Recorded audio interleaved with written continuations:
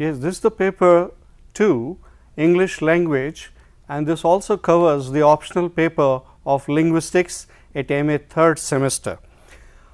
As we know that this paper is very important for various reasons. Number one, this paper is very practical and highly scoring, in the sense that those who wish to become teachers of English, those who want to join the journalism or want to seek the career into multimedia, or they want to become a public speakers, this paper is going to groom their personality as well as it wants to groom their knowledge. So, in this paper we are going to learn about the how to speak English correctly with correct pronunciation. This is the paper of phonetics, and in this, as we know, there are two terms that we should be conversant with. One is IPA. IPA is International Phonetic Alphabet, and this system was developed in 1888, and because we know that English manages with just 26 letters of the alphabet, and these 26 letters of the alphabet are highly economical, in the sense that they represent as many as 44 speech sounds. So, you can see that there is no one-to-one correspondence between the letters of the alphabet and the sounds they represent. So, in this way this RP was developed. RP is, what is RP? It is received pronunciation of English, means it is the standard English which is used by BBC or by the educated masses, is the language of the various newspapers and journals, and this is the kind of RP which is invariably used in Britain, UK, Australia, America. Leave aside some varieties of English depending upon the geography or the dialectical variations, but this is the standard dialect, standard variety that we are going to study here. What normally happens is, while we speak English, we are using Hindi sounds to speak English, but in this paper we are going to learn how to use English sounds for speaking English, and therefore, this paper is going to be very useful, and it is there in semester 3rd and semester 4. Some half of the paper will be covered in this semester, and in the next semester we will be studying a bit more advanced. So, RP, we have the standard variety of English, you can call it BBC English. Another variety is General Indian English, which is called GIE. The purpose here is to study RP in this paper, and I am going to tell you how to learn English sounds. Now, how many sounds are there in English? I just told you that there are 44 speech sounds, and all these 44 speech sounds are called phonemes. Phonemes, we can define phonemes as the minimal, distinctive, contrastive system in the unit of sound system, is a contrastive unit in the sound system of a language. You can see that phoneme is a speech sound. So, they are contrastive in the sense that if you substitute one sound in place of the other, it brings about a drastic change in the meaning. For example, I give you one example of Hindi. If you say in Hindi pal, we are using pa, and if we say fal, pal and fal, this is a minimal pair, because when we are substituting pa in place of pa, the meaning changes, the meaning of the word changes, there is a drastic change in the meaning. So, in Hindi pa and pa are separate speech sounds, they are separate phonemes, but in English pa and pa, they are the same varieties, two different varieties of the same sound. So, it is one sound only pa. If I say post, if I say post, it almost is the same thing. So, what after all is phonetics? Phonetics is a branch of linguistics. Now, you would ask me, what is linguistics? Linguistics is a science. It is a scientific study of a language, and because it is science, so it can predict potential phenomena. It is based on the empirical study, and therefore, we can say that it is more of a science, and that is why I told you in the beginning this paper is more scientific in nature. So, is scoring as any other subject of science. So, linguistics is the scientific study of language, and phonetics is one of the branches of linguistics. Now, phonetics, what is the proper definition of the phonetics? Phonetics can be defined as the production, transmission and reception of speech sounds. Speech sounds is a phoneme. So, one part is production, another part is transmission, and third is reception. So, we need to know about these three terms. There is one more term. What is phonology? Phonetics and phonology. We need to learn the difference between these two terms. Phonetics is general, it is general study of this, but phonology, when we study in particular the phonetics of one particular language, then we can call it phonology. So, you can invariably, you might just as well call it that it is we are studying phonology of English. So, in general we can call it phonetics. So, phoneme again I might repeat is a speech sound. It is the minimal means it is one and only one, it is distinctive means it is identifiable, and third it is contrastive because replacing one phoneme with another will bring about a definite change in the meaning. Now, the next one is how many sounds are there in English? I just mentioned there are 44 speech sounds, and we manage all these 44 speech sounds with the help of just 26 letters of the alphabet. So, there are many sounds for which we do not have an alphabet in English. For example, sh, we manage it with the combination of S and H. We do not have a symbol phonetic, we do not have a letter for ch. So, we manage it with the combination of CH, that is how it becomes ch. And there are many interesting varieties that we can see. Somewhere one letter is silent. For example, in pneumonia, in psychology, you can see that the word P, letter P is silent. So, there are various interesting such cases. So, out of these 44 speech sounds, some of them are consonants and some of them are vowels. Consonants are 24 in number. There are 24 consonants in English, and they are also divided, they are categorized into 6 classes. They can be categorized into, they can be classified into 6 categories. These consonants are 24. Out of these 24, 6 are plosive sounds. Plosives means p, b. I will not call them P or B here, because I am not talking about the letters of the alphabet. I am here talking about the speech sounds. So, we will not be calling them P or B. So, we will call it P and B. Another is T and D, and third one is K and G. These are 6 plosives. Now, why they are called plosives? We will learn these in detail. The second one, the second category of consonants is nasals. Nasal is, there are 3 sounds which come in this category: m, n and ng, or you can call it ing, because there is n sound and at the end it becomes like G. So, this is the symbol, these are phonetic symbols, and therefore, we refer to the pronouncing dictionaries for looking up the word for its correct pronunciation in the dictionary. We call it a pronouncing dictionary. 2 dictionaries are well known. One is the pronouncing dictionary written by Daniel Jones. You can refer to 14th edition till 18th edition. Another is A. H. Hornby.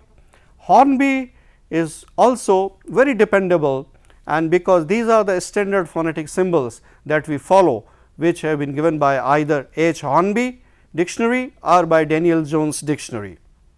So, P, B, T, D, K, G, these are the plosives. M, N, ing, they are nasals. Only one sound in English is lateral, which is called L, depending upon how the sound is produced.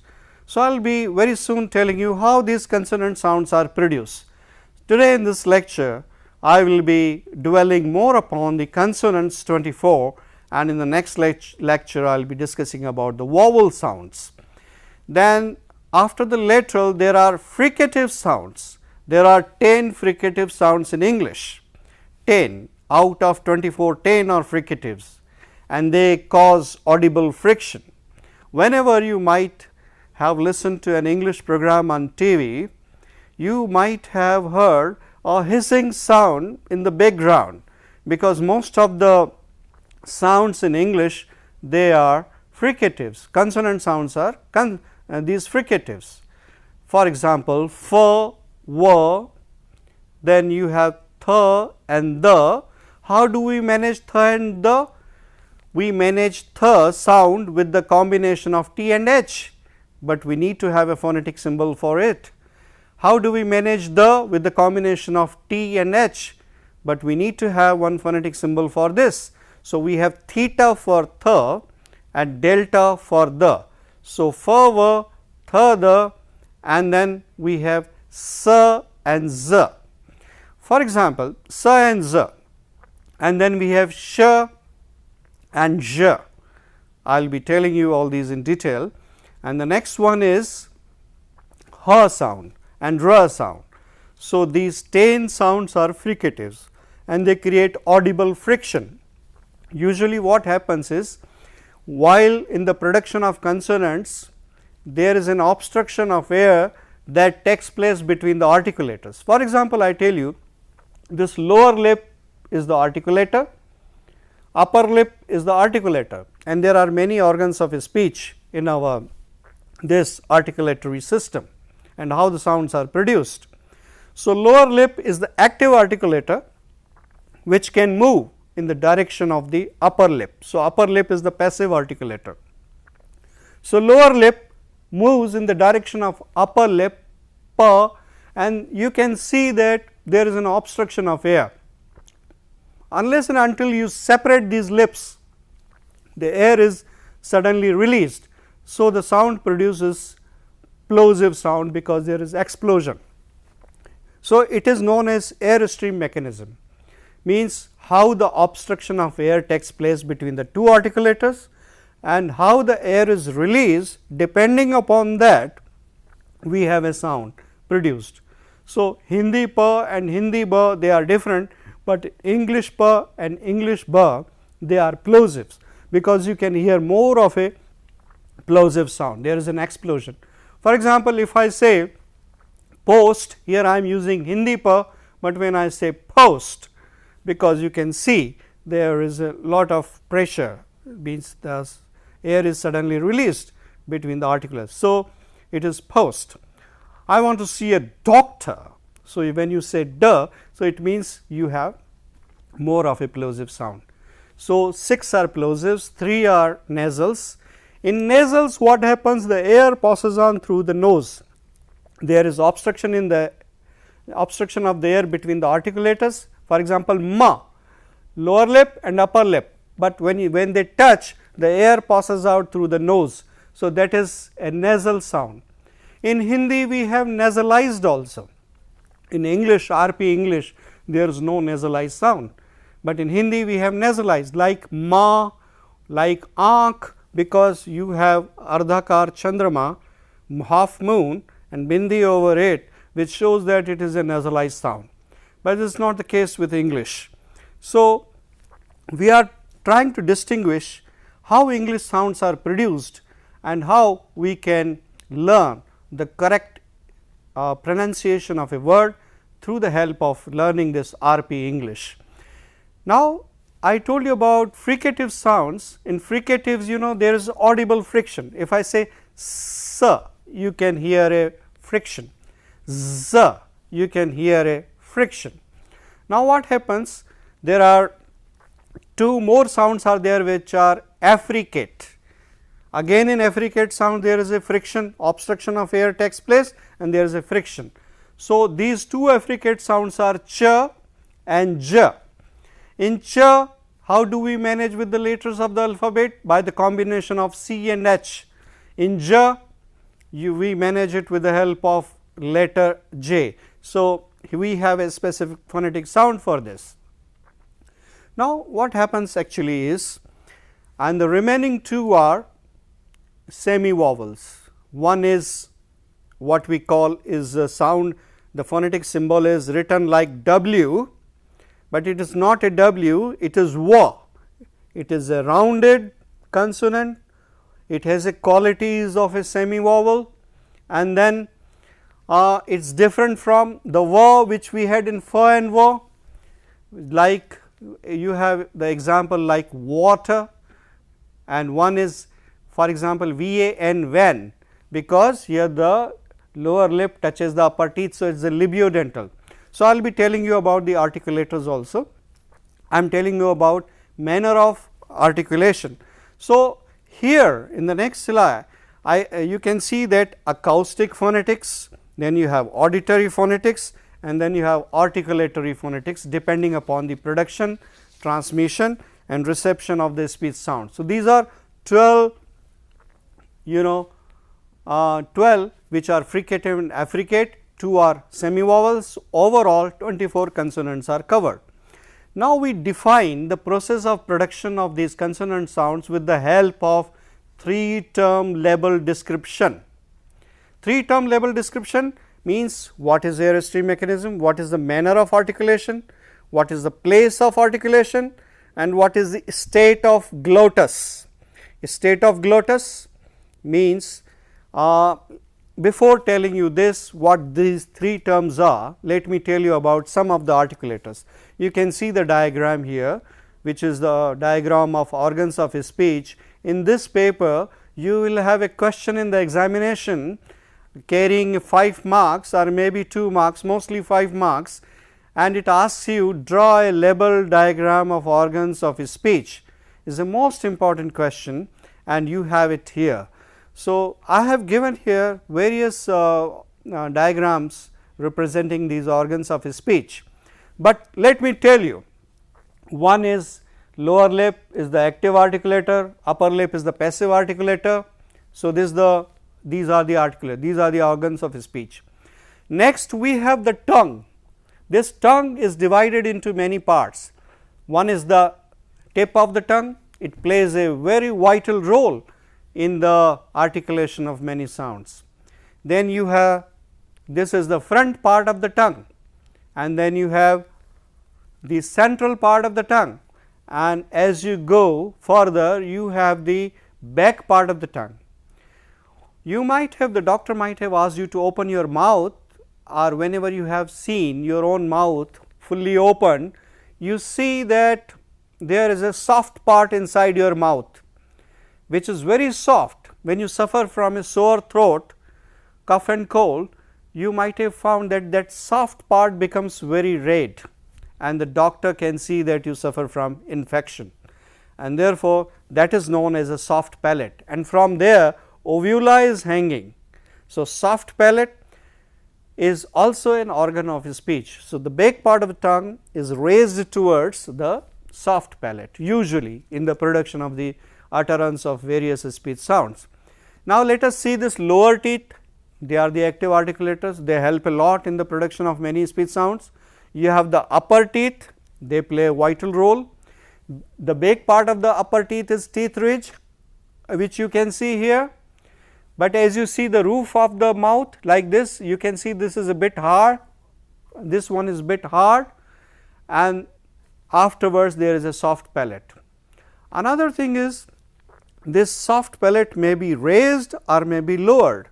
When your mouth is shut, then the air can easily pass through the nose, but while you are speaking, it raises and blocks the nasal passage, so that you can breathe in and out of your mouth, through your mouth. So, this is very important, because air is pushed out of the nasal passage or through the mouth, and the air is also taken in. Now, there are 2 types of sounds. In the production of while speaking some of the sounds, the air is pushed into the lungs, that is called ingressive, ingressive.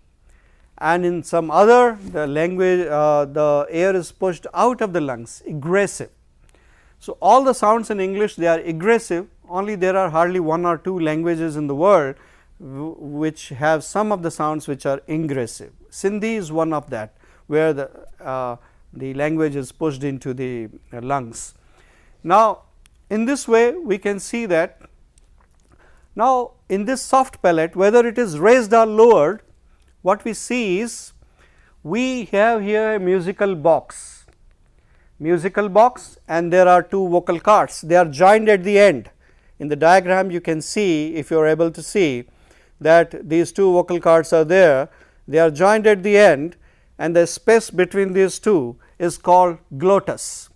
So, I told you the 3 terms, one is the manner of articulation, whether they are plosive, nasal, lateral, fricative, affricate, semi-vowel.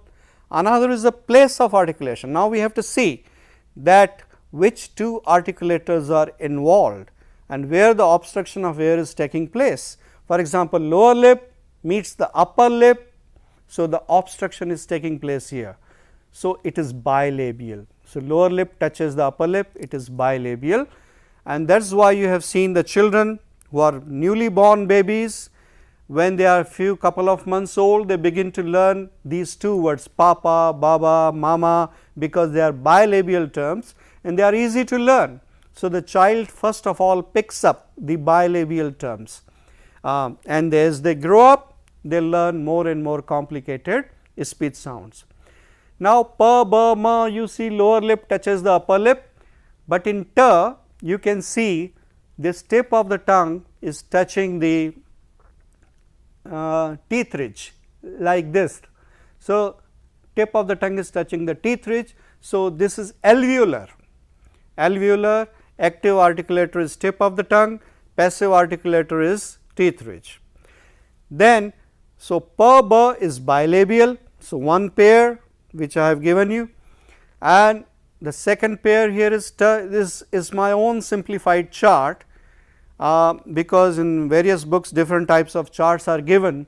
They may be complicated depending upon the various parameters, but the simplest chart I have given you. Pa, ba is bilabial, ta, da is what you call alveolar, and ka and ga they are velar, because here the back part of the tongue is raised to the corresponding height to the soft palate. So, active articulator is back part of the tongue and soft palate is the passive articulator. So, pa, ba, ta, da and ka, ga. So, if we want to define pa, if we want to explain pa, then in just 3 words we can explain the whole story. Number 1, pa is plosive, because obstruction of air takes place and the air is suddenly released, number 1. Now, place of articulation. Place of articulation is lower lip and upper lip. The third is the state of glottis. Now, what happens here? Here is a musical box, 2 vocal cords are there. Now, in the production of the sum of the sounds, they begin to vibrate. So, when they begin to vibrate, the sound produced is called voiced. But in the production of some other sounds, nothing happens to the vocal cords here. So, they are voiceless sounds. So, 2 categories are there. A state of glottis means vocal cords vibrate or not. If they vibrate, the sound produced is called voiced. If they do not vibrate, the sound is produced is called voiceless. So, here the first one in the pair pa, ba, the first, what is the difference between pa, ba? Both are plosive, both are bilabial. So, how they are different? So, they are different in the sense that one is voiceless, the other is voiced. Pa is voiceless, ba is voiced. This is the only difference between. So, what will be the 3 term level of this pa? So, it will be voiceless, bilabial, plosive. This is the 3 term description. Just in 3 words, we have described the whole mechanism, what kind of sound is this pa. But Hindi pa is different. This is the description of the English pa. Ba, it is voiced, bilabial, plosive. What about ta? Ta is voiceless. The first one is voiceless here, voiceless, alveolar, plosive. What about D? It is voiced alveolar plosive. What about K? It is voiceless velar plosive. What about G? It is voiced velar plosive. Similarly, M, N and ing, all the three are voiced because vocal cords vibrate. English, to sum up, I can say that English is a very musical language. It has a characteristic rhythm of its own. It is so biologically programmed that the time taken by the stressed syllable is always equal to the time taken by unstressed syllable. In English is a language of stress and intonation. So, stress plays a very vital role. If you change the stress, the meaning is lost. If you change the intonation, meaning is lost. So, after learning these phonetic sounds, phonemes, I will be telling about how the stress plays the key role. Now, I was telling you about how some of the letters they remain silent, and sometimes the same letter is pronounced in different ways, and so we can see that. So, this is the list of the phonetic symbols which you can see. Now, I told you that out of 44, 24 are consonants. What about the remaining 20? So, 20 are vowel sounds. Out of 20, 12 are pure vowels which are called monophthongs, and the remaining 8 are impure vowels which are called diphthongs. So, I will be continuing with this lecture. In the next one, this was introductory lecture. In the next lecture, I am going to tell you more about the nasal sounds, lateral sounds, fricatives and affricates, and some of the salient features of these consonant sounds, and then we will be coming to the vowel sounds. Thank you so much.